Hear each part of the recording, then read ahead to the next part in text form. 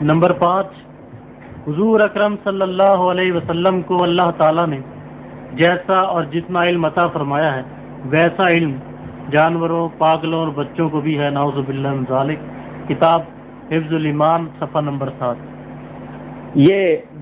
آپ نے جو حوالہ دیا ہے یہ کتاب ہے حفظ الایمان، اور یہ لکھی ہوئی ہے اشرف علی صاحب تھانوی کی۔ حفظ الایمان نام دیکھ لیجئے، اشرف علی صاحب تھانوی۔ یہ شیخ جان محمد علا بخش تاجران کتب علوم مشرقی کشمیری بازار لاہور، جون 1934 عیسوی، مطبوعہ کریمی پرنٹنگ پریس لاہور سے چھپی ہوئی میرے پاس موجود ہے۔ اس کے نئے ایڈیشن بھی میرے پاس موجود ہیں جو دیوبند سے منگوائے گئے ہیں۔ یہ حفظ الایمان کتاب کا نام ہے۔ اس کے صفحہ نمبر 7 پر یہ عبارت، پھر یہ کہ آپ کی ذات مقدسہ پر علم غیب کا حکم کیا جانا اگر بقول زید صحیح ہو تو دریافت طلب امر یہ ہے کہ اس غیب سے مراد بعض غیب ہے یا کل غیب۔ اگر بعض علوم غیبیہ مراد ہیں تو اس میں حضور کی ہی کیا تخصیص ہے؟ ایسا علم غیب تو زید و عمر، بلکہ ہر صبی و مجنون، بلکہ جمی حیوانات و بہائم کے لیے بھی حاصل ہے، کیونکہ ہر شخص کو کسی نہ کسی ایسی بات کا علم ہوتا ہے جو دوسرے شخص سے مخفی ہے، تو چاہیے کہ سب کو عالم الغیب کہا جائے۔ یہ عبارت ہے تھانوی صاحب کی، جس میں انہوں نے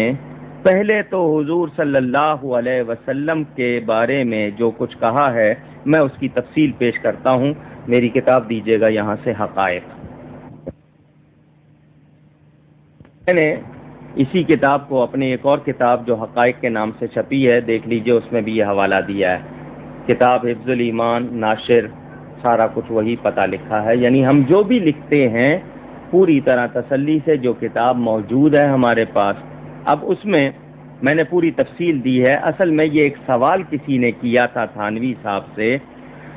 کہ انہوں نے سوال یہ کیا ہے کہ زید یہ کہتا ہے، یہ سوال اس صفحے پہ موجود ہے، جو دیکھنا چاہے دیکھ لے، کہ سوال اس کا یہ ہے کہ زید یعنی اینی بڈی، کوئی بھی شخص، یہ کہتا ہے علم غیب کی 2 قسمیں ہیں، بالذات اس معنی کر عالم الغیب خدا تعالی کے سوا کوئی نہیں ہو سکتا، اور بواسطہ اس معنی کہ رسول اللہ صلی اللہ علیہ وسلم عالم غیب تھے۔ زید کا یہ استدلال اور عقیدہ و عمل کیسا ہے؟ یعنی 2 باتیں پوچھی ہیں، کہ ایک تو بالذات، کہ یعنی خود سے علم کا جاننا، غیب کے علم کا۔ غیب کی تعریف کیا ہے؟ ما غاب عن الحواس، وہ باتیں جو حواس سے پوشیدہ ہوں۔ تو کہتے ہیں کہ اس کو اللہ کے سوا بالذات کوئی نہیں جانتا، خود سے، اور بواسطہ اس معنی کہ حضور صلی اللہ علیہ وسلم عالم الغیب تھے، یعنی یہ کہ اللہ تعالی نے عطا کیا تھا ان کو۔ تو یہ عقیدہ اور استدلال، یعنی یہ دلیل کیسی ہے؟ تو تھانوی صاحب اس کے بارے میں پہلے تو صاف طور پر لکھتے ہیں کہ جی عالم الغیب کے لفظ کا اطلاق حضور صلی اللہ علیہ وسلم کے لیے جائز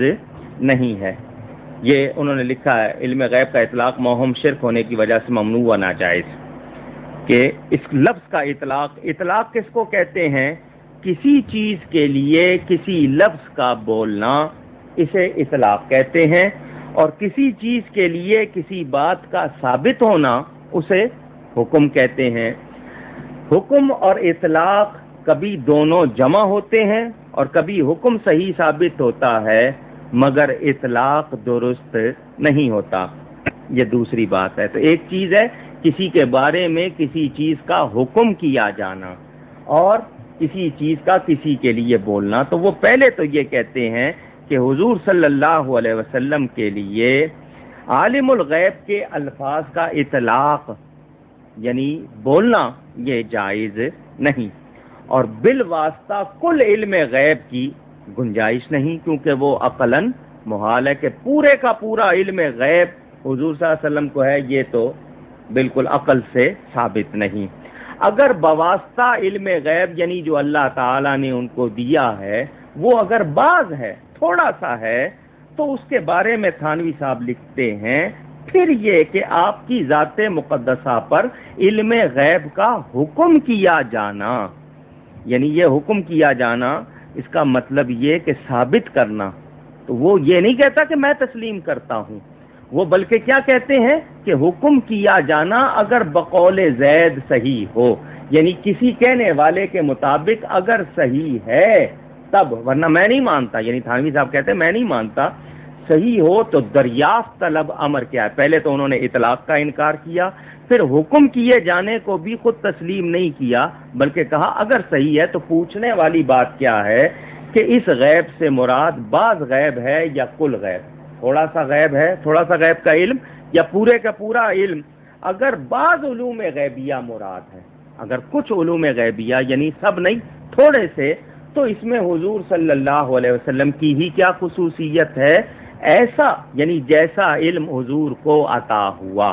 جیسا علم حضور کو ملا، ایسا ایسا، یہاں یہ لفظ ایسا جو ہے یہ تشبیہ کے لیے ہے، یعنی ویسا علم جیسا بتایا جا رہا ہے، ایسا علم غیب تو زید و عمر جیسی ایرا غیرہ، زید و عمر کے معنی ایرا غیرہ، X Y Z, Tom Dick Harry جس طرح انگریزی میں کہتے ہیں، بلکہ ہر سبی و مجنون، سبی بچے کو کہتے ہیں، مجنون پاگل یا دیوانے کو کہتے ہیں، بلکہ جمی حیوانات و بہائم، تمام جانوروں درندوں کے لیے بھی حاصل ہے۔ تو کیا مطلب کہ جیسا یا جتنا علم نبی پاک کو ہے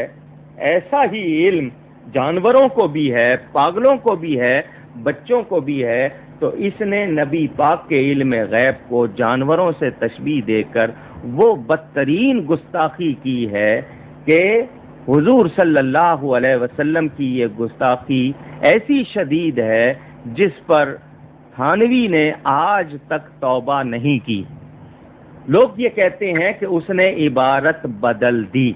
جیسا کہ آگے دوسری کتابوں میں دکھایا گیا کہ اس نے کہا کہ غیر انبیاء کو بھی، یعنی جانوروں کے، پاگلوں کے لفظ نکال کے اس کی جگہ غیر انبیاء کے، نبیوں کے علاوہ، لیکن اس عبارت سے اس کی توبہ ثابت نہیں۔ اگر کوئی یہ کہے کہ اس نے توبہ کی ہے تو وہ توبہ دکھا دے، اور جتنے لوگ آج تک اس پر لڑ رہے ہیں وہ بھی توبہ کریں۔ تو یہ اس نے حضور، کچھ لوگ یہ کہتے ہیں ایسا سے مراد اتنا ہے، کچھ یہ کہتے ہیں ایسا سے مراد تشبیہ ہے، اتنا مراد لیں یا تشبیہ مراد لیں، دونوں طرح گستاخی ہے، اور تھانوی نے نہ اس عبارت سے رجوع کیا نہ اس سے توبہ کی، اس کی توبہ ثابت نہیں، اور یہ شدید گستاخی ہے کہ نبی پاک کے علم کو جانوروں جیسا علم کہنا یہ کتنی بری بات ہے۔ اللہ تعالی معاف کرے، یہ اصل عبارت اس کی میں نے دکھا دی۔